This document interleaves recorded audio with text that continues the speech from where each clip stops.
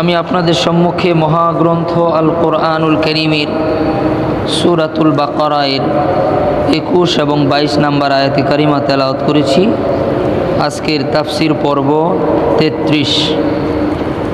আল্লাহ পাক যদি তৌফিক দান করেন আমি ধারাবাহিকভাবে সূরাতুল বাকারার 21 এবং 22 নম্বর আয়াতে কারিমার তাফসির করবার জন্য চেষ্টা করব ইনশাআল্লাহ। বলতেছিলাম সূরাতুল বাকারার 21 এবং 22 নম্বর আয়াতে কারিমা, এই আলোচনার বিষয়বস্তু হলো ইবাদত এবং তাওহীদ। আল্লাহ পাক রব্বুল আলামিন পবিত্র কোরআনে সূরাতুল বাকারায় ইরশাদ করেন, বিসমিল্লাহির রহমানির রহিম, ইয়া আইয়ুহান নাসু উবুদু রাব্বাকুমুল্লাযী খালাকাকুম ওয়াল্লাযীনা মিন ক্বাবলিকুম লাআল্লাকুম তাত্তাকুন। হে লোক সকল, তোমরা এক রবের ইবাদত করো যিনি তোমাদেরকে সৃষ্টি করেছেন এবং তোমাদের পূর্ববর্তী লোকদেরকে সৃষ্টি করেছেন। কি জন্য? লাআল্লাকুম তাত্তাকুন, যাতে করে তোমরা মুত্তাকি হতে পারো। الذي جعل لكم الأرض فراشا والسماء بناء। আল্লাহ পাক বলেন, তার ইবাদত করো যিনি তোমাদের জন্য জমিনকে বিছানা করে বানিয়েছেন এবং আকাশকে বানিয়েছেন ছাদ করে। وأنزل من السماء ماء فأخرج به من الثمرات رزقا لكم। এবং তিনি আকাশ থেকে তোমাদের জন্য পানি বর্ষণ করেন আর এই পানির দ্বারা তোমাদের জন্য ফল ফ্রুট উৎপাদন করেন তোমাদের রিজিক হিসেবে। فلا تجعلوا لله أندادا وأنتم تعلمون। অতঃপর তোমরা আল্লাহ তাআলার সমকক্ষ কাউকে বানাবে না যদি তোমরা এটা জানো। এটা হলো সাধারণ অনুবাদ করলাম। আল্লাহ পাক রব্বুল আলামিন পবিত্র কোরআনের সূরাতুল বাকারার শুরুতে বলেন, ইয়া আইয়ুহান নাসু উবুদু রাব্বাকুমুল্লাযী খালাকাকুম ওয়াল্লাযীনা মিন ক্বাবলিকুম লাআল্লাকুম তাত্তাকুন। হে লোক সকল, তোমরা তার ইবাদত করবে যিনি তোমাদেরকে সৃষ্টি করেছেন এবং তোমাদের পূর্বপুরুষদেরকে সৃষ্টি করেছেন। কি জন্য? লাআল্লাকুম তাত্তাকুন, যাতে করে তোমরা মুত্তাকি হতে পারো। আল্লাহ পাক রব্বুল আলামিন পবিত্র কোরআনে আরেকটি আয়াতের মধ্যে বলেন, এই আয়াত আপনাদের সবার মুখস্থ আছে, আমি জানি এই আয়াত সবাই পারে, মুখ দিয়ে বলতে না পারলেও কানে কানে মুখস্থ আছে সবার। আল্লাহ তাআলা বলেন, বিসমিল্লাহির রহমানির রহিম, ওয়ামা খালাকতুল জিন্না ওয়াল ইনসা ইল্লা লিয়াবুদুন। আমি মানুষ আর জিনকে অন্য কোনো কাজের জন্য বানাই নাই, কেবলমাত্র বানিয়েছি আমার ইবাদত করার জন্য। মুআজ্জাজ হাজিরিন, খুব দিল দিয়ে আমার এখনকার কথাগুলো আপনারা বোঝার জন্য চেষ্টা করেন। আল্লাহ তাআলা বললেন যে মানুষকে আমি অন্য কোনো কাজের জন্য বানাই নাই। কিসের জন্য? লিয়াবুদুন, শুধুমাত্র আমার ইবাদত করার জন্য। আমার এই কথাটা মনে রাখবেন, মানুষ সৃষ্টির উদ্দেশ্য ইবাদত, মানুষ সৃষ্টির উদ্দেশ্য ইবাদত, আর জরুরত হলো, প্রয়োজন হলো খাওয়া পড়া ঘুম বাড়ি গাড়ি, এগুলা হলো জরুরত। এগুলা কি? জরুরত। আর মাকসাদ কি? উদ্দেশ্য কি? ইবাদত। মানুষ সৃষ্টির উদ্দেশ্য কি? ইবাদত। আর খাওয়া ঘুম প্রস্রাব পায়খানা কাপড় চোপড় আরও যা কিছু আনুষাঙ্গিক আমরা করি, এগুলার জন্য আল্লাহ আমাদেরকে বানান নাই, কিন্তু এগুলা জরুরত, এগুলা প্রয়োজন। খুব দিল দিয়ে বুঝবেন, আমরা যারা বাসা বাড়ি বানিয়েছি বা যে কোনো বাসা বাড়িতে থাকি, বাসা বাড়িতে কয়েক রকমের ঘর আছে, রুম আছে। কিছু আছে বেডরুম, কিছু আছে ড্রয়িং রুম, কিছু আছে ডাইনিং রুম, আবার কিচেন রুম, আরেকটা কি রুম আছে? বাথরুম। এটা তো আপনাদের কাছ থেকে আমি শুনতে চাচ্ছি। বাথরুম জরুরত, প্রয়োজন, মাকসাদ bedroom, dining room, drawing room, এগুলো হলো মাকসাদ। বাসা কেন? বাসায় গিয়ে একটু খাবো, আরাম করে ঘুমাবো, খাবো এবং আরাম করে ঘুমাবো। এই জন্যই আমরা বাড়ি বানাই, খাওয়ার জন্য আর ঘুমানোর জন্য, আরাম করার জন্য। কিন্তু এখানে একটা বিশেষ রুমের প্রয়োজন আছে, এটাকে আমরা শরীয়তের ভাষায় বলি জরুরত। সেটার নাম কি? বাথরুম। তাই বলে কোনো বাড়িওয়ালা কি সারাদিন বাথরুমে পড়ে থাকে? অবশ্য এখন জামানা পরিবর্তন হয়ে গেছে, মানুষের রুচি, মানুষের মন মানসিকতার মধ্যে আমূল পরিবর্তন এসেছে। একটা সময় বাথরুম ঘর থেকে বেশ দূরে করত ভদ্রলোকেরা, আর এখন ভদ্রলোকেরা বাথরুম কোথায় বানায়? ঘরের ভিতরে। যার বাথরুম বেডরুমের যত কাছে সে তত ভদ্রলোক, যার টয়লেট ঘুমানোর বিছানার যত কাছে সে তত রুচিশীল মানুষ। একটা সময় এই রুচিশীল মানুষদের রুচি প্রমাণ হতো বাথরুম যত দূরে। আমার পুরান ঢাকায় বেড়ে ওঠা এবং পড়াশোনার সুবাদে আমি অনেকবার আহসান মঞ্জিলে, লালবাগ কিল্লায় তো ছিলামই, আহসান মঞ্জিলে সলিমুল্লাহর যে বাসভবন, এটা আমি তন্ন তন্ন করে খুঁজেছি, কোথাও বাথরুম খুঁজে পাইনি। আমি জিজ্ঞেস করেছি, আমার জানার আগ্রহ ছিল যে সলিমুল্লাহ কি বাথরুম ব্যবহার করতেন না? তখন আমি জানতে পেরেছি যে বাথরুম ব্যবহার করতেন, কিন্তু বাথরুম ঘরের কাছে থাকুক এটা পছন্দ কোনো জমিদাররাও পছন্দ করতো না, বাথরুম ঘরের মধ্যে থাকুক। আর এখন যে যত জমিদার, যে যত বড় লোক, তার বাথরুম তত কাছে। এটার একটা কারণ আছে, আমি যে কথাগুলো বলতেছি একটা কারণ আছে।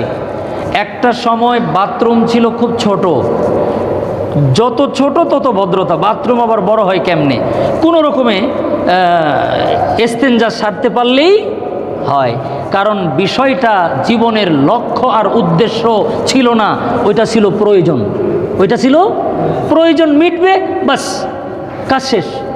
আমার প্রয়োজন মিটানোর কথা, ওইটা আমার জীবনের লক্ষ্য উদ্দেশ্য বাথরুম না। এই জন্য বাথরুমগুলো ছিল ছোট। আমি সাম্প্রতিককালে আমাদের গাজীপুরের একটা সোসাইটি এলাকায় একটা বাসা উদ্বোধনের সময় আমাকে দাওয়াত দিয়েছিলেন। আমি তার বাথরুম দেখা তো 2-3 মিনিট টাসকি লেগেছিলাম। আমাকে দেখাচ্ছে ঘুরায় ঘুরায় যে বেডরুম এটা আমার ছেলের, এটা আমার বউয়ের। এরপরে বলল, হুজুর আসেন বাথরুমটা দেখেন। আমি তো বাথরুম দেখার পর অবাক হয়ে গেছি। কি বলবো আপনাদেরকে, এখন এগুলো বলার জায়গা এটা না।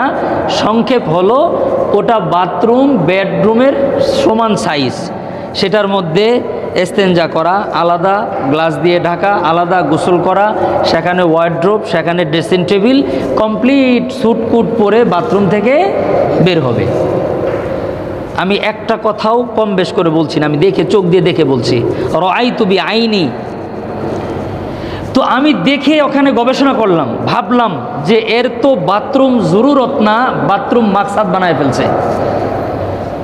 বাথরুমটার জরুরতের মধ্যে সীমাবদ্ধ নেই, তার বাথরুমটা মাকসাদ হয়ে গেছে। বউ গিয়া একটা শাওয়ার চয়েস করে, ছেলে গিয়ে আরেকটা করে, সে আরেকটা করে, একটা খুলে একটা লাগায়।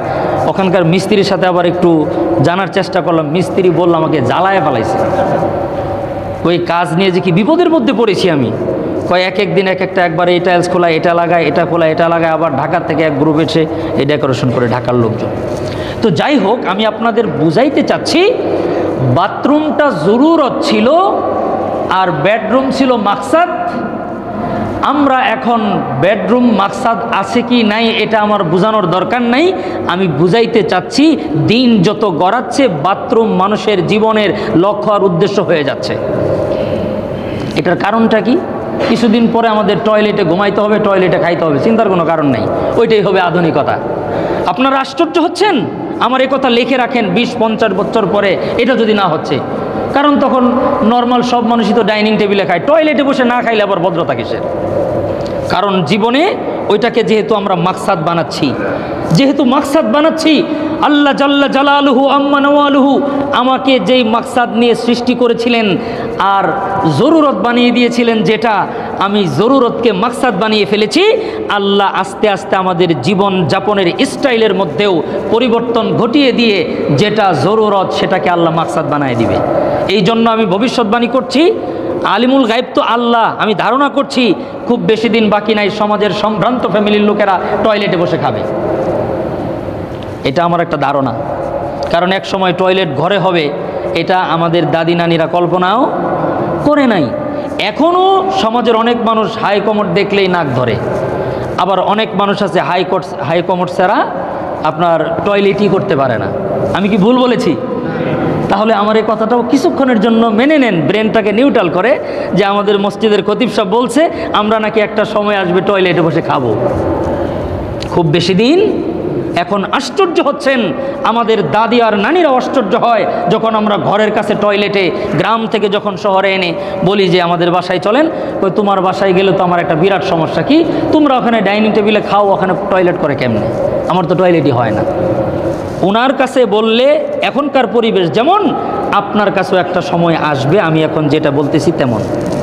আল্লাহ তাআলা বুঝার তৌফিক দান করেন।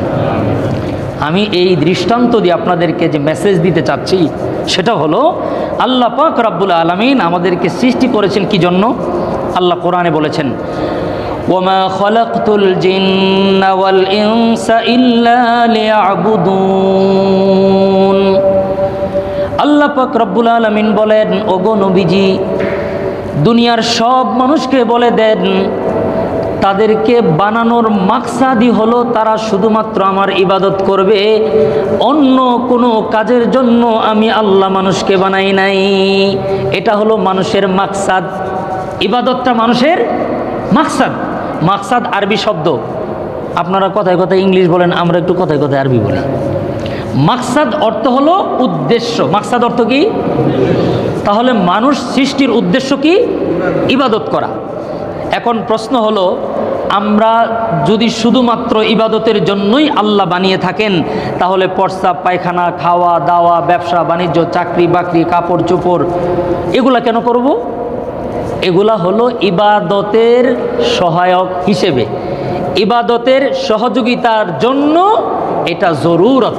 এটা কি? জরুরত। ওই যে আমি এতক্ষণ যে দৃষ্টান্ত দিলাম, ঘুমানো, খাওয়া, পড়াশোনা করা, ঘরে আরাম করা, এটা হলো বাসা বানানোর মাকসাদ।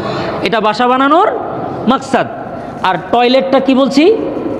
জরুরত। টয়লেটটা জরুরত। এখন আল্লাহ আমাদেরকে বানালেন ইবাদতের জন্য, এটা আল্লাহর মাকসাদ। এটা আল্লাহর মাকসাদ। আল্লাহ তাআলার মাকসাদ পূরণ করতে গিয়া আমাদের কিছু জিনিসের জরুরত হয়। যেমন বাসাতে খাইতে গেলে, ঘুমাইতে গেলে একটা জিনিসের জরুরত হয়, ইবাদত বন্দিগি করতে গেলেও কিছু জিনিসের জরুরত হয়। এজন্যে আল্লাহ তাআলা ইবাদত বন্দিগি উদ্দেশ্য বানিয়েছেন, আর খাওয়া পড়া, চাকরি বাকরি এই কাজগুলা বানিয়েছেন জরুরত। এখন কোনো মানুষের 1600 স্কোয়ার ফিটের একটা ফ্ল্যাট কিনছে, এর মধ্যে টয়লেট করছে 19টা। আমার কথাটা বোঝার চেষ্টা করেন। ফ্ল্যাট কিনছে কত স্কোয়ার ফিট? 1600 square feet. পুরো বাসা জুড়ে টয়লেট বানাইছে। টয়লেট তার উদ্দেশ্য 19টা টয়লেট বানাবে। ড্রয়িং ডিজাইন যারা করছে বলছে 19টাই লাগবে আমার। দেখছে পাগল মানুষ, আমার টাকা দিয়ে আমার জায়গা আমি টয়লেট বানাবো, তোর সমস্যা কি? তো সুন্দর করে 19টা টয়লেট বানাইছে। বানানোর পরে দেখে এটার মধ্যে ঘুমানোর কোনো রুম নাই, খাওয়ার রুম নাই, একটু পড়াশোনা করবে, স্টাডি করবে, এটারও রুম নাই, বিবি এসে রান্না বাড়া করবে এটারও ব্যবস্থা নাই। ওইটা একটা গণ শৌচাগার বানিয়ে ফেলেছে সে। তো এটার মধ্যে কি বসবাস করার সুযোগ আছে? এটা একটা কাজ করতে পারবে, পুরো বাড়ির লোকজনকে বলা যে আমার এখানে তোমরা ব্যবহার করো, এছাড়া তো আর কোনো কাজ নেই। খুব দিল দিয়ে বুঝবেন, যেই সমস্ত মানুষ নিজেদেরকে আদম সন্তান বলে পরিচয় দেয়, কিন্তু তার জিন্দেগিতে নামাজ নাই, তার জিন্দেগিতে রোজা নাই, তার জিন্দেগিতে তেলাওয়াতুল কুরআন নাই, যার জিন্দেগিতে হালাল হারাম বেঁচে চলার কোনো চিন্তা নাই, আল্লাহর জিকির যার জবানের মধ্যে নাই, তার দৃষ্টান্ত, তার জীবন ওই ফ্ল্যাটওয়ালার মতো যিনি 1600 স্কোয়ার ফিটের ফ্ল্যাট কিনে 19টা টয়লেট বানিয়েছে, যেই ফ্ল্যাটের মধ্যে আর বসবাস করার উপযোগী নেই। আল্লাহ তাআলা বানিয়েছেন ইবাদত করার জন্যে। যদি আমরা ইবাদত করি, যদি আমরা ইবাদত করি, তাহলে ইবাদতের সহায়ক হিসেবে আমাদের খানা পিনা, কাপড় চুপড়, চুল কাটা, চুল ছাটা, বাজার করা, রিক্সা চালানো, অফিস করা, ঘুমানো, গোসল করা, এভরিথিং, জীবনের যত কর্ম আছে, যদি কোনো মানুষ নিয়মতান্ত্রিকভাবে ইবাদত করে, ওই উদ্দেশ্য হাসিল হওয়ার কারণে জরুরত যা কিছু করেছে সমস্ত জরুরতগুলাকে আল্লাহ তাআলা ইবাদত হিসাবে কবুল করে নেবেন। আর যদি, খুব খেয়াল করেন, আর যদি ইবাদত জিন্দিগিতে না থাকে, শুধু জরুরত, শুধু টয়লেট আর টয়লেট, নামাজ নাই, রোজা নাই, হাজ নাই, জাকাত নাই, পোশাক আছে, সুন্দর পরিচ্ছন্ন বিছানা আছে, তার চাকরি আছে, কর্ম আছে, ব্যাংক ব্যালেন্স আছে, খাওয়া আছে, দাওয়া আছে, গোসল আছে, ইস্তেঞ্জা আছে, ওই যে বললাম টয়লেটটার ডেকোরেশনের বিল 15 লক্ষ টাকা, 15 লক্ষ টাকা দিয়ে শুধু টয়লেটটা ডেকোরেশন করেছে। আমি জেনে বুঝে দায়িত্ব নিয়ে বলছি। তো শুধুমাত্র খানা পিনা, টয়লেট আর কাপড় চুপড়, ভোগ বিলাসিতা সব আছে, ইবাদত নাই। তার পুরো জিন্দিগিটা আল্লাহ রাব্বুল আলামিনের কাছে শুধুমাত্র হায়ওয়ান আর জানোয়ারদের মতো খানা আর পিনার জিন্দেগি। তার পুরো জীবনটাই বিফল, শুধুমাত্র জরুরত নিয়ে আছে, মাকসাদ সে পায় নাই। খুব ভালো করে বুঝবেন আল্লাহ কোরআনে কেন বললেন ইয়া আইয়ুহান নাসু উবুদু রাব্বাকুমুল্লাযী খলাকাকুম, হে লোক সকল তোমরা ইবাদত করো তার যিনি তোমাদেরকে বানিয়েছেন। এই আয়াতের ব্যাখ্যায় আরেকটি আয়াত বললাম, ওমা খালাকতুল জিন্না ওয়াল ইনসা ইল্লা লিয়াবুদুন, মানুষকে বানিয়েছি, জিনকে বানিয়েছি কেবলমাত্র আমি আল্লাহর ইবাদত করার জন্য। খুব ভালো করে বুঝেন, আল্লাহ পাক রব্বুল আলামিন বললেন তোমাদেরকে বানাইছি ইবাদতের জন্য, খাওয়ার জন্য না। আল্লাহ স্পষ্ট কোরআনে বললেন মানুষকে বানাইছি শুধুমাত্র ইবাদতের জন্যে, খাওয়ার জন্য না, ঘুমানোর জন্য না, পোশাক আশাক পরে ভোগ বিলাসিতা করার জন্য না, বাড়ি গাড়ির মালিক হওয়ার জন্য না। এজন্যে আল্লাহ পাক রব্বুল আলামিন সমস্ত মাখলুককে খাওয়ার জরুরত দিয়েছেন। আপনি আর কত খান? অনেক মানুষ সারা জিন্দিগিতে যা খায়, একটা ব্লু হুইল, নীল তিমি মাছ একদিনে তার চাইতে বেশি খাবার খায়। যদি খাওয়ার জন্যই মানুষ বানাতেন তাহলে তো আল্লাহ আরও বড় খাদক প্রাণী বানিয়েছেন। আমি বললাম তো আমরা সারা জিন্দিগিতে যা খাই, এমনও মাছ আছে, আমি আজকে যতটুকু জানতে পেরেছি যে সবচেয়ে বেশি খাবার খায় ব্লু হুইল। তো আমরা জিন্দিগিতে যা খাই ও একদিনে তা খায়, তার মানে খাওয়ার জন্য আমি না। আমরা যা ঘুমাই সবচাইতে বেশি ঘুমায় বিড়াল।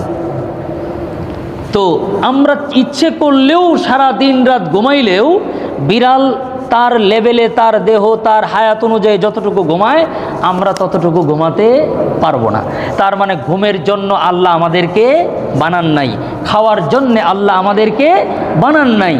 আমরা অনেকেই জীবনের উদ্দেশ্য বানিয়েছে বাড়ি করা। আমি আগেই বলেছি জীবনের উদ্দেশ্য ইবাদত, বাড়ি বানানো জরুরত, বাড়ি বানানো জরুরত। কিন্তু আমরা অনেক মানুষ এমন আছি যে আমরা আমাদের জিন্দেগির মাকসাদ বানিয়েছি একটা বাড়ি বানানো। এজন্য আল্লাহ তাআলা তার একটি মাখলুক, আল্লাহর কুদরত, বাবুই পাখি, বাবুই পাখি যে বাড়িটি বানায়, এই বাড়ি পৃথিবীর কোনো ইঞ্জিনিয়ারিং টেকনোলজি আবিষ্কার হয় নাই যে বাবুই পাখির বাসার মতো এত নিখুঁত করে একটা বাসা বানাবে। কেউ যদি জীবনের উদ্দেশ্যই বানায় বাড়ি বানানো, তার বাবুই পাখির বাসা দেখে গবেষণা করা উচিত যে এখানে কি কারিশমা আল্লাহ তাআলা এই ছোট্ট পাখির মধ্যে দেখিয়েছেন। আমি আজকে বাবুই পাখি সম্পর্কে জানতে গিয়া জানলাম যে বাবুই পাখির বাসার মধ্যে বেডরুম আছে, তার বাসার মধ্যে আবার মাস্টার বেডরুম আছে, তার বাসার মধ্যে আবার ড্রয়িং রুম আছে, আবার পার্সোনাল সিকিউরিটির জন্যে মাস্টার বেড থেকে আলাদা একটা আউটডোর দেওয়া আছে। যদি এই দিক থেকে কোনো আক্রমণ হয় তাহলে বাবুই পাখি ওই পার্সোনাল দরজা দিয়ে নিজের নিরাপত্তার জন্য আত্মগোপন করতে পারে। সুবহানাল্লাহ বলেন। আর আমরা ইদানিং যে ফ্ল্যাটগুলো বানাচ্ছি এগুলাতে আগুন লাগলে পুরে কাবাব হওয়া ছাড়া বাঁচার কোনো রাস্তা নেই। তাহলে আমাদের টেকনোলজি বাবুয়ের কাছে ফেল। মুসলমানদের এগুলো চিন্তা করা উচিত। শুধুই কি তাই, আমাদের দেশে তো বিদ্যুৎ এই আছে এই নাই, এই আসা আর যাওয়ার মধ্যে আছে। একজন বলতেছে যে সবসময় তো যাই, কতক্ষণ থাকে এটা জিজ্ঞেস করেন ভালো হবে। এটা হলো আমাদের দেশের বিদ্যুতের অবস্থা। আল্লাহর কুদরত, এই বাবুই পাখি তার স্ত্রীকে নিয়ে একটু স্বাচ্ছন্দ্যে তার বিছানায় আনন্দ করবে, রব্বে কারিমের জিকির করবে, সেখানে একটু ইলেকট্রিসিটির প্রয়োজন। পৃথিবীর কেউ তাকে ইলেকট্রিসিটি সাপ্লাই দেয় না। এই জন্য বাবুই পাখি একজনে কাদা সরবরাহ করে, একটু করে কাদা তার বাসার মধ্যে লাগায়, আরেকজনে গিয়া জোনাকি পোকা এনে জোনাকি পোকার মাথাটা কাদার মধ্যে গেড়ে দিয়ে তার পাছাটা বের করে দেয়। জিরো পাওয়ারের লাইট জ্বলতে থাকে আর ঘরের মধ্যে হালকা হালকা আলো জ্বলতে থাকে। সুবহানাল্লাহ বলেন। এই জন্যে আল্লাহ পাক রব্বুল আলামিন বলেন, ওগো নবীজি আপনি মানুষকে বলে দেন, ওয়ামা খালাকতুল জিন্না ওয়াল ইনসা ইল্লা লিয়াবুদুন, আমি আল্লাহ পাক রব্বুল আলামিন মানুষকে কেবলমাত্র আমি আল্লাহর ইবাদত করার জন্য বানিয়েছি। তারা শুধুমাত্র আমার ইবাদত করবে। তবে ইবাদত জীবনের মাকসাদ, আর এই মাকসাদকে পূর্ণ করতে গিয়া কিছু জরুরতের প্রয়োজন হয়। সেজন্য সে বাড়ি করবে, বাড়িটাও তার ইবাদত হয়ে যাবে। জীবনে ইবাদত করতে গেলে তাকে চলতে হবে, এজন্য সে গাড়ি কিনবে, গাড়িটাও আমি আল্লাহ ইবাদত বানিয়ে দিব। ইবাদত করতে গেলে খাওয়ার প্রয়োজন, ইবাদত করতে গেলে ঘুমানোর প্রয়োজন। যদি ইবাদত সে কোনো বান্দা ঠিক মতো করে আল্লাহ পাকের সন্তুষ্টির জন্যে যদি ইবাদত ঠিকঠাক মতো কোনো মানুষ করতে পারে, তাহলে তার খাওয়া, ঘুম, বাড়ি, গাড়ি, ওই জরুরত যা কিছু করবে, আল্লাহ পাক রব্বুল আলামিন বলেন তার ইবাদত ঠিক থাকলে তার পুরো জরুরতগুলাকেও আমি আল্লাহ ইবাদত বানিয়ে দেব। আর যদি কারো জিন্দেগিতে নামাজ নাই, কারো জিন্দেগিতে রোজা নাই, কারো জিন্দেগিতে হাজ্জে বাইতুল্লাহ নাই, জিন্দেগিতে কোরআন তিলাওয়াত নাই, জিকির আজকার নাই, আর সব কিছু আছে, আল্লাহ বলেন ওরকম সব কিছু আমি গরুকেও দিয়েছি, আমি কুকুরকেও দিয়েছি, আমি সমস্ত মাখলুকাতকে তোমাদের যা জরুরত আছে সমস্ত জরুরত সকল প্রাণীকে দিয়েছি। আর তোমাদেরকে একটা স্পেশাল দিয়েছি যেটা পৃথিবীর কোনো প্রাণীকে আমি আল্লাহ দেই নাই। সেটা কি? ইবাদত। সেটা কি? ইবাদত। ইবাদত করবে শুধুমাত্র মানুষ আর জিন, আর পৃথিবীর সকল মাখলুক সব কিছু করে, আমরা ইবাদত ছাড়া বাকি যা কিছু করি। এবার বুঝে থাকলে একটু চিন্তা করেন যে আমি ইবাদতটাই করলাম না আর বাকি সব করলাম, যেগুলা গরুও করে, যেগুলা বিড়াল করে, যেগুলা ছাগল করে, যেগুলা হাইওয়ানাত করে। আমি আগেই বলেছি আপনি কত খাবেন, ব্লু হুইলের চাইতে বেশি খেতে পারবেন না। আপনি কত ঘুমাবেন, বিড়ালের চাইতে বেশি ঘুমাতে পারবেন না। আপনি কত সুন্দর ডিজাইনের বাড়ি করবেন, বাবুই পাখির চাইতে ভালো বাড়ি আপনি করতে পারবেন না। তার মানেই হলো বাড়ি করা, গাড়ি কিনা, খাওয়া দাওয়া, ঘুমানো, এগুলা জীবনের মাকসাদ না। আল্লাহ পাক রব্বুল আলামিন এজন্য সূরাতুল বাকারার 21 এবং 22 নম্বর আয়াতের মধ্যে রব্বে কারীম বলেন, ইয়া আইয়ুহান নাসু উবুদু রাব্বাকুমুল্লাযী খালাকাকুম ওয়াল্লাযীনা মিন ক্বাবলিকুম লাআল্লাকুম তাত্তাকুন। ওগো নবীজি আপনি মানুষদেরকে বলেন তারা যেন এক রব্বুল আলামিনের ইবাদত বন্দেগী করে। কার ইবাদত করবে? আল্লাযী খালাকালাকুম ওয়াল্লাযীনা মিন ক্বাবলিকুম, ওই আল্লাহর ইবাদত করো যিনি তোমাকে বানিয়েছেন, তোমার আব্বাকে বানিয়েছেন, তোমার মাকে বানিয়েছেন, তোমার পিতৃকুল মাতৃকুলের বংশ পরম্পরা সকল মানুষদেরকে যে আল্লাহ বানিয়েছেন তার ইবাদত করবা। কেন করবা? লাআল্লাকুম তাত্তাকুন, যাতে করে তোমরা মুত্তাকি হতে পারো। মুত্তাকি হলে কি হবে? আল্লাহ রাব্বুল আলামিন জান্নাতের সুসংবাদ দিতে গিয়া বলেন, উইদ্দাত লিল মুত্তাকিন, আমি আল্লাহ জান্নাত বানিয়েছি কেবলমাত্র মুত্তাকিনদের জন্যে। জান্নাতেও যাবে মুত্তাকিরা, ইবাদত বন্দিগি করলে মানুষ মুত্তাকি হয়। এবার আসেন, ইবাদত কাকে বলে, ইবাদত কত প্রকার ও কি কি, এগুলো একটু আমাদের খুব ভালো করে জানার দরকার। ইবাদত কাকে বলে? ইবাদত এই শব্দটা দাআ ইয়াদউ থেকে, অর্থাৎ ডাকা, আল্লাহর কাছে চাওয়া, আল্লাহর কাছে আহ্বান করা। একজন মানুষের সকল কথা এবং কর্ম, সকল কথা এবং কর্ম যা করে, প্রতিটা কথা এবং কাজ আল্লাহর হুকুম এবং নবীর পদ্ধতি মতো হলে সব কথা সব কাজ ইবাদত। সুবহানাল্লাহ বলে। তাহলে আমি যা কথা বলবো, যা কাজ করব, দুটি শর্ত, আল্লাহর হুকুম থাকতে হবে এবং নবীর পদ্ধতি থাকতে হবে। আমরা যারা ব্যবসা করি, চাকরি করি, কৃষি কাজ করি, এইগুলোর মধ্যে আমরা দেখব আল্লাহর হুকুম আছে না? নাই। সব কিছুর মধ্যে আল্লাহর হুকুম আছে, কিন্তু মদের বার খুলে মদের ব্যবসা করার হুকুম নাই। তাহলে ব্যবসার মধ্যে ওই ব্যবসা করা যাবে না যেটার ব্যাপারে আল্লাহর হুকুম নাই। ক্ষেত খামার কৃষিকাজ করা, এগুলোর মধ্যে আল্লাহর হুকুম আছে, নবীর পদ্ধতি আছে। ব্যবসার মধ্যে নবীর পদ্ধতি আছে। নবী করিম সাল্লাল্লাহু আলাইহি সাল্লাম নিজে ব্যবসা করেছেন, সাহাবাগণ ব্যবসা করেছেন। ছোট্ট একটি কথা বলি, মদিনায় একজন সাহাবী নবীর একটি সুন্নার আমল করার জন্য শুধু ব্যবসা দিয়েছিলেন। ব্যবসা শুরু করছেন শুধু একটা সুন্নতের আমল করার জন্য। উনি দেখছে আমার আমল নামায় আল্লাহর দয়ায় নবীর সব সুন্নত আছে, একটা সুন্নতের ঘর ফাঁকা। কি? যে ব্যবসা করতে গিয়া বিকৃত মাল ফেরত নেওয়া নবীর সুন্নাত, বিকৃত মাল ফেরত নেওয়া সুন্নাত। এটা তো আমল নামায় খালি, এই ঘরটা পূরণ হয়নি, এজন্য তিনি মদিনায় দোকান দিয়েছেন। আর আল্লাহর দয়ায় এমন জমজমাট ব্যবসা, কিন্তু কোনো কাস্টমার মাল নিয়ে আর ফেরত দেয় না। ওনার উদ্দেশ্য তো একটা সুন্নার আমল করা। অনেক দিন ব্যবসা করতে করতে করতে করতে হঠাৎ করে একদিন সন্ধ্যা সময় একজন কাস্টমার একটি পণ্য ফেরত নিয়ে এসছে। নেওয়ার পর উনি আল্লাহর শুকুর আদায় করে ওই কাস্টমারকে খুব ধন্যবাদ দিয়ে তার কৃতজ্ঞতা জ্ঞাপন করে মালটি ফেরত নিয়ে পরের দিন ব্যবসা ক্লোজ। আশপাশের দোকানদাররা বলে, এই লোকটা কি পাগল হয়ে গেছে নাকি? আমাদের চাইতে অনেক ভালো বিজনেস করেছে, কি হলো হঠাৎ করে দোকান কেন বন্ধ করে দিল? লোকজন গিয়া বলতেছে, ভাই আপনার কি হলো, আপনি রানিং ব্যবসা কেন বন্ধ করে দিলেন? উনি বলেন যে, ভাই আমি তো আসলে ব্যবসা করব, এটা আমার আগের থেকে নিয়ত ছিল না, একটা সুন্নার উপর আমল করার জন্য আমি দোকান দিয়েছিলাম, আজকে এটা পূরণ হয়েছে, এতদিন খুঁজতেছিলাম পাই না, আজকে আমার এই সুন্নার আমল কমপ্লিট হয়ে গেছে, এজন্য আমি আমার ব্যবসাকেও আজকে ক্লোজ করে দিয়েছি। মুআজ্জাজ হাজিরিন, এজন্যে নবীর জিন্দেগিতে ব্যবসার হুকুমও আছে, নবীর পদ্ধতিও আছে।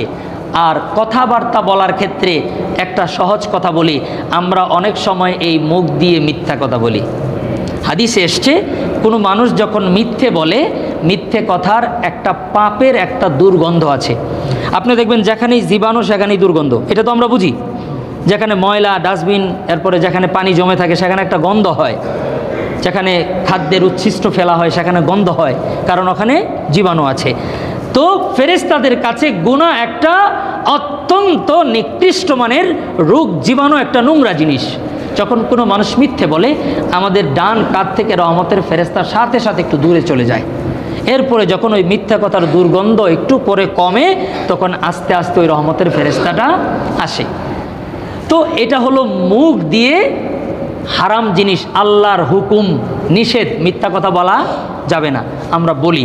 আবার যখন জিকির আজকার করা হয় তখন রহমতের ফেরেশতারা আমাদের আমল নামায় নেকি লিখতে থাকে। অর্থাৎ আমার এই জবান দিয়ে আমি যা বলবো এটার মধ্যে আল্লাহর হুকুম এবং নবীর পদ্ধতি থাকতে হবে। আমি যা কিছু করব আমার হাত পা অঙ্গ প্রত্যঙ্গ আমার কান আমার চোখ সব কিছুর মধ্যে আল্লাহর হুকুম এবং নবীর পদ্ধতি, এই দুটি শর্ত যদি পাওয়া যায় তাহলে আমি যা করি আমি যা বলি টোটাল জিন্দিগিটাই আল্লাহ ইবাদত হিসাবে কবুল করে নেবেন। এটা হলো ইবাদতের সংজ্ঞা। আর মূল ইবাদত তো নামাজ, রোজা, হজ, যাকাত, জিকির, আজকার, এগুলো মৌলিক ইবাদত। আর খাওয়া দাওয়া, ঘুম, পড়া, বাড়ি গাড়ি ইত্যাদি বিষয়গুলি হচ্ছে ইবাদতের জন্য সহায়ক বা জরুরত।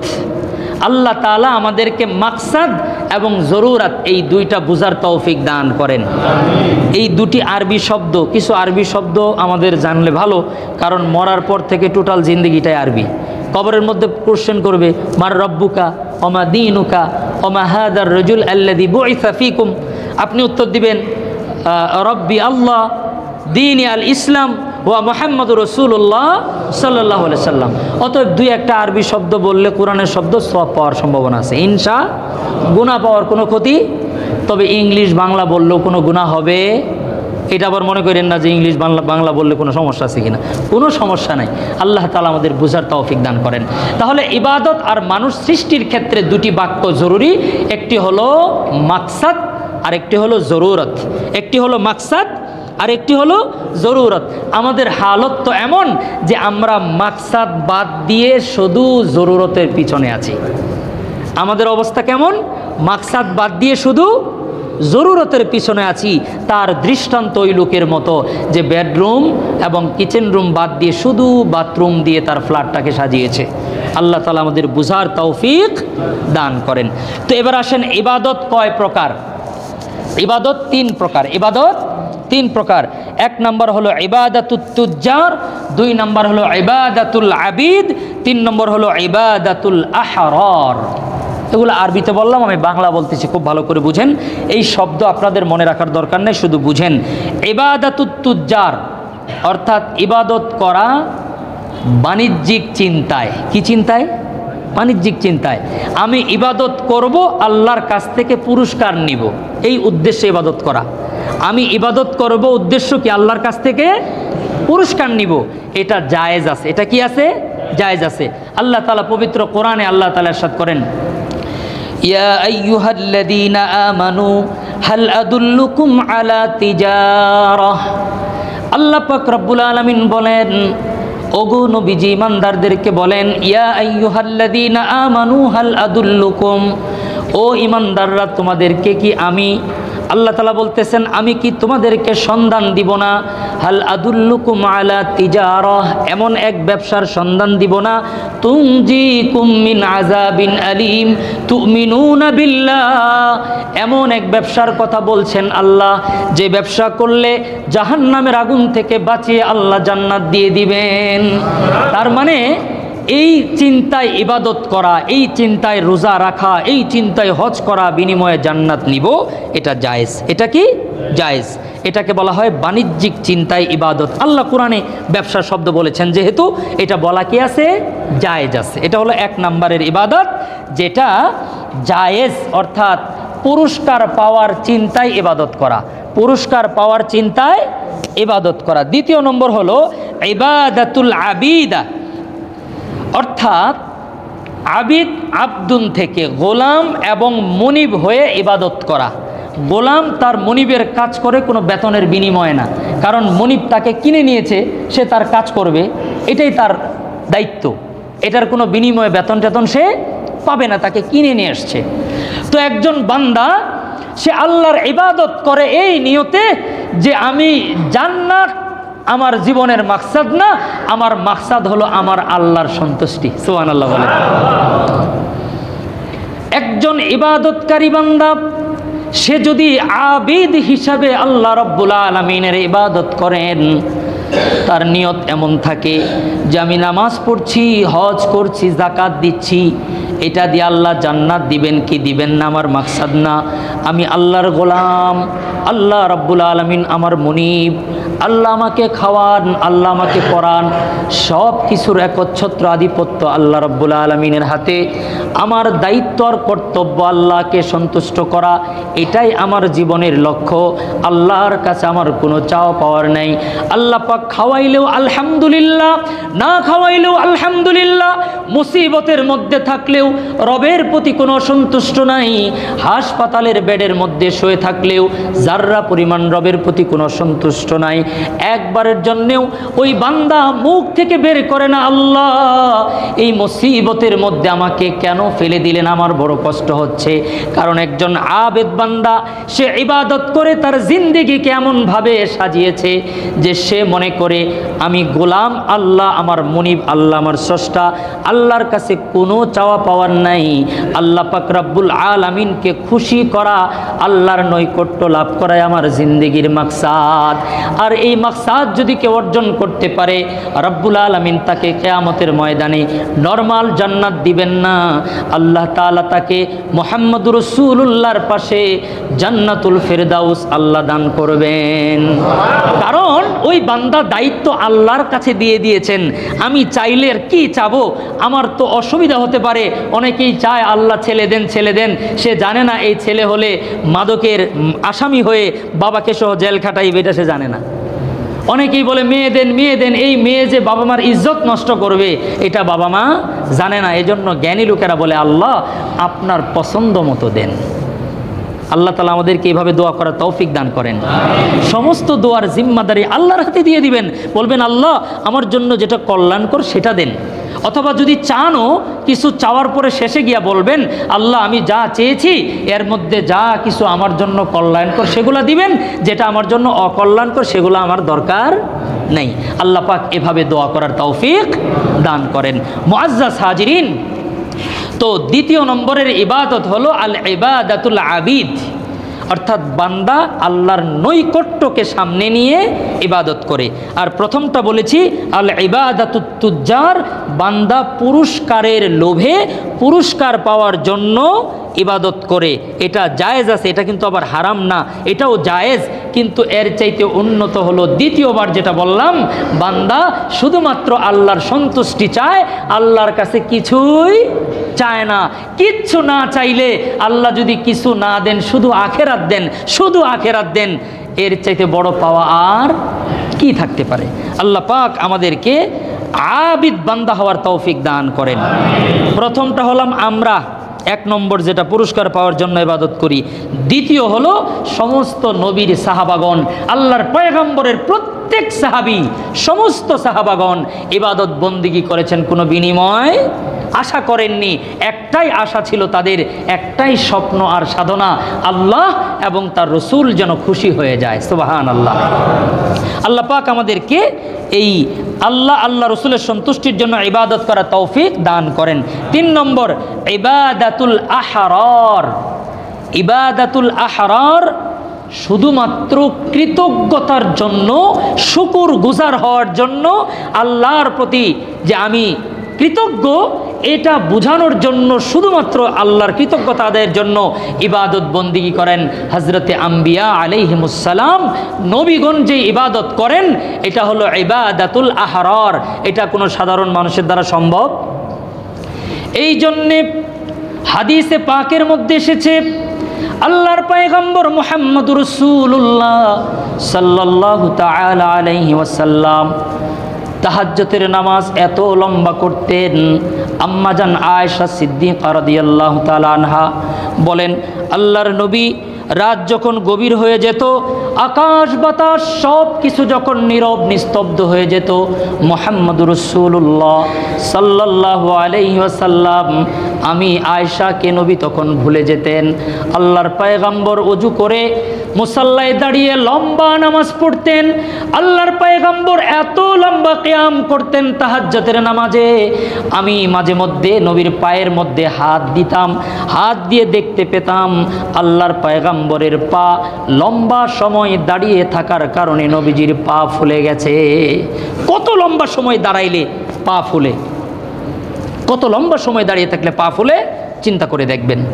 আম্মাজান আয়েশা বলেন, নবীজি কিয়ামের পরে লম্বা সময় রুকু করতেন, আল্লাহর পয়গম্বর যখন সেজদায় যাইতেন তাহাজ্জুদের নামাজে, আয়েশা সিদ্দিকা বর্ণনা করেন আল্লাহর পয়গম্বর এত লম্বা সেজদা করতেন, সেজদায় গিয়া কাঁদতে কাঁদতে কাঁদতে কাঁদতে নবীজির মুসাল্লা ভিজে অনেক সময় পানি ছড়িয়ে যেত। আমি আল্লাহর পয়গম্বরের সেজদার জায়গার মধ্যে হাত দিয়ে চমকে উঠতাম যে কোনো পানির মশক উল্টে গিয়ে পানি পড়েছে কিনা। আম্মাজান আয়েশা বলেন আমি খোঁজাখুঁজি করে দেখি না না, পানির পাত্রটা পড়ে গিয়া জায়নামাজ ভিজে যায় নাই। আল্লাহর পয়গম্বরের বুক থেকে কান্নার ধুকধুক আওয়াজগুলো আসতেছে।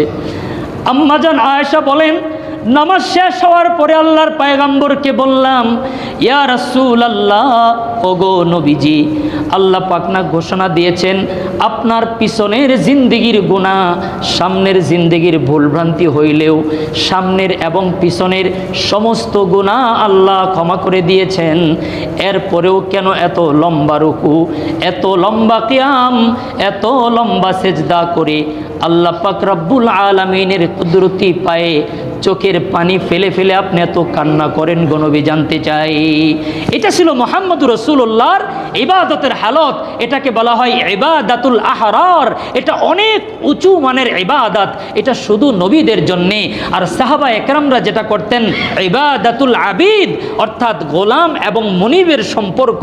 নামাজ পড়েছি তো কি হয়েছে, আমি অনেক মানুষকে এই কথা বলতে শুনে লজ্জিত হয়েছি। মানুষ বলেছে, আমাকে নিজে বলেছে যে হুজুর আগে তো নামাজ কালাম পড়তাম না, ভালোই চলেছি, এখন নামাজ কালাম পড়ার পরে দেখি মুসিবত। নাউজুবিল্লাহ বলেন। রাআইতু বিউজনি, আমি আমার এই কান থেকে শুনে জীবনের অভিজ্ঞতার আলোকে বলছি। এরকম কথা শুনেছি যে আগে উল্টা পাল্টা চলতাম, কোনো সমস্যা ছিল না, এখন একটু সৎ হয়ে চলতে চাই, এখন দেখি সবাই মিলে আমাকে ধরে। আসলে বিষয়টা এমন না। আল্লাহ দেখতে চাচ্ছে আমাকে তুমি হৃদয় দিয়ে ভালোবাসো না উপরে উপরে ভালোবাসো। যারা উপরে উপরে ভালোবাসে তারা নামাজ কালাম পড়ে অনেক কিছু আশা করে, আর যারা হৃদয় দিয়ে ভালোবাসে তারা তো ভালোই বাসে, শুধু আল্লাহকে শুধু মহাব্বত আর মহাব্বত করে। আল্লাহ তার জন্য তো জান্নাতে অফুরন্ত জীবন রেখেছেন। এই দুনিয়ার সামান্য পেরেশানি, সামান্য সমস্যা, এটা নিয়ে আল্লাহ কোনো কিছু মনেই করেন না। এজন্যে আমার বাপজানেরা খবরদার, নামাজ কালাম পড়েন বলে কোনো মুসিবত আসছে এই ধরনের কথা শয়তানের ধোঁকা যদি বলে থাকেন তওবা করবেন। কখনো মনে করবেন না আমি ভালো পথে চলছি বলে মুসিবত না, যত আল্লাহর যত কাছের তার মুসিবত তত বেশি। মনে রাখবেন এই কথা। আসাদুন নাসি বালা আল আম্বিয়া, সহিহ হাদিস। নবীজি বলেন সমস্ত নবীদেরকে আল্লাহ বেশি বিপদ দিয়েছেন, যার জীবনে কোনো বিপদ নাই এটাই সবচাইতে বড় বিপদ। এই কথা মনে রাখবেন। কারণ ফেরাউনের জীবনে কোনো মুসিবত ছিল না, ফেরাউন সহজে অসুস্থ হতো না। এই মুসিবত না হওয়াটাই তার বড় মুসিবত হয়েছে। কেমনে? তাকে বলতেছে আপনি সাধারণ মানুষ হলে তো অসুখ বিসুখ হইতো, জিন্দিগিতে দেখলাম না একটু কাশি হতে, জিন্দিগিতে দেখলাম না একটু হাঁচি দিতে, জিন্দিগিতে আপনার একটু পেটের ট্রাবল হলো না, আপনি সাধারণ মানুষ, শেষ। তার মানে কি বিপদ না আসাই সবচাইতে বড় বিপদ। আল্লাহ আমাদের বোঝার তৌফিক দান করেন। বাকি কথা আগামী জুমায়, আমি আর কথা লম্বা করছি না। নামাজের একটি মাসআলা বলি, আলোচনা শেষ করছি। নিয়ত করেছি প্রত্যেক জুমায় ছোট্ট ছোট্ট একটি দুটি করে মাসআলা বলবো। নামাজের ভিতরে 6টি ফরজ আছে আমরা জানি। তাকবীরে তাহরিমা বাঁধা, এরপরে হচ্ছে কেরাত পড়া, কিয়াম করা, রুকু করা, 2 সেজদা করা, আখেরি বৈঠক করা। আমরা এগুলো জানি, সবগুলাই করি। তো নামাজের মধ্যে কিয়াম করা, রুকু করা, এই দুইটা কি ফরজ? সবাই বলেন কি? কিয়াম করা, রুকু করা নামাজের, এটা ফরজ নামাজের জন্য, জুমার নামাজের জন্য, জোহরের জন্য, আসরের জন্য, তাহাজ্জুদের জন্য, ওয়াজিবের জন্য, সুন্নতের জন্য, নফলের জন্য। নামাজ যেটাই হোক, শুধু জানাজার নামাজ ছাড়া, শুধু জানাজার নামাজ ছাড়া। জানাজার নামাজে রুকু সেজদা আল্লাহ বাতিল করছেন। এটার মধ্যেও দেওয়ার কথা ছিল হিসেব অনুযায়ী, কেন দেন নাই? সামনে একটা মানুষ শুয়ে থাকে, রুকু সেজদা করলে বোঝা যায় যে লোকটাকে সেজদা করতেছে। শুধু এই একটা কারণে, মৃত ব্যক্তির লাশ সামনে থাকে, আমরা যদি রুকু সেজদা দেই, ব্যাপারটা এমন হয় যে আমরা একটা মৃত লাশ সামনে রেখে সেজদা দিলাম, মানুষকে সেজদা দেওয়ার মতো মনে হতে পারে। এই জন্য আল্লাহ জানাজার নামাজে রুকু সেজদা অফ করে দিয়েছেন, যে রুকু সেজদা করলেই ওখানে নামাজ হবে না। বাকি সমস্ত নামাজের মধ্যে রুকু করা ফরজ, কিয়াম করা ফরজ। কিন্তু আমি অনেক দেখেছি যে এশার নামাজ দাঁড়ায় পড়ছে, সুন্নত দাঁড়ায় পড়ছে, বেতের দাঁড়ায় পড়ছে, এরপরে 2 রাকাত নফল নামাজ সে বৈশা পড়ছে। আমি দ্ব্যর্থহীন কণ্ঠে বলছি, কিয়াম করা, রুকু করা সমস্ত নামাজের জন্য একই মর্যাদা। নামাজের যখন নিয়ত করছেন সেই নামাজের মর্যাদা আল্লাহর কাছে একই হয়ে গেছে। আপনি নফল পড়বেন না, সমস্যা নাই, কিন্তু তাকবীরে তাহরিমা বাইদা নিয়ত করে আল্লাহু আকবার বলছেন, এটা না পড়লে এটা কাজা করতে হবে। যেহেতু আপনি নিয়ত করে ফেলছেন, নিয়ত করার সাথে সাথে সেটা আদায় করা ওয়াজিব হয়ে যায়, আদায় করা ওয়াজিব হয়ে যায়। এজন্যে সকল নামাজের রুকু সেজদার গুরুত্ব একই রকম। কোনো মানুষ যদি মনে করে এটা নফল নামাজ, এজন্য আমি বসে পড়ব, তাহলে তার নামাজ হবে না। তবে হ্যাঁ, আপনি এশা পড়ছেন, সুন্নত পড়ছেন, বেতের পড়ছেন, পড়তে গিয়ে ক্লান্ত হয়ে গেছেন, এখন খুব দুর্বল, দাঁড়াইতেই পারতেছেন না, তখন আপনি ইচ্ছে করলে বসে পড়তে পারবেন।